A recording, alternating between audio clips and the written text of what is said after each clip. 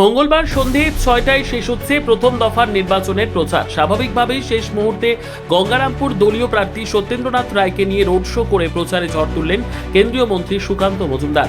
মঙ্গলবার বেলা 12:30 নাগাদ গঙ্গারামপুর হাইস্কুল মাঠ থেকে এই বর্ণাঢ্য রোড শো শুরু হয়।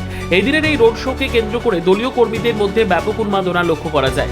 রাস্তার দুই পাশে সাধারণ মানুষের ভিড় ছিল চোখে পড়ার মতো।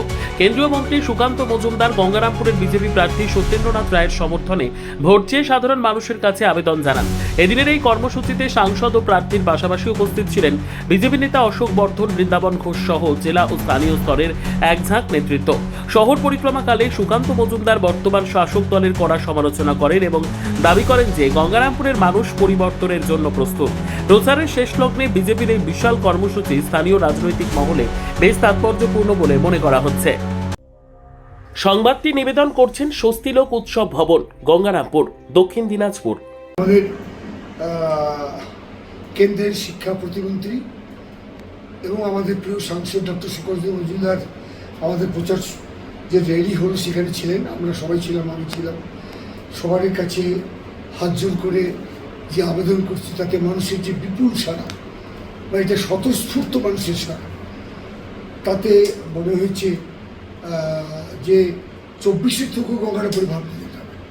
এবং সুকান্ত মজুমদার আমাকে সেই স্টেটমেন্টটি দিয়ে গেলেন, বলছেন দাদা 24-এ যে সাড়া পেয়েছে মানুষের, আমার মনে হলো তার থেকে বেশি ভালো সাড়া পাওয়া যাবে। আশা করছি আমরা শেষ প্রচার করলাম। আমাদের যে 152টা সিট যেটা আছে, আমরা গোটা বাংলায় লড়াই হবে 23 তারিখে, সেটা শেষ প্রচার করলাম। এবং আমার দৃঢ় বিশ্বাস যে গঙ্গারামপুরের মানুষ উজাড় করে স্বতঃস্ফূর্তভাবে আশীর্বাদ করবে বিজেপি প্রার্থীকে, অর্থাৎ আমাকে এবং বিজেপিকে।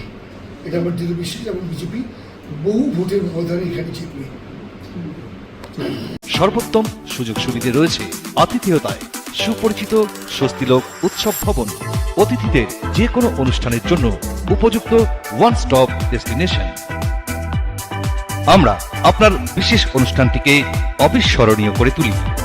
স্বস্তিলোক উৎসব ভবন, শিববাড়ি রোড, গঙ্গারামপুর, দক্ষিণ দিনাজপুর।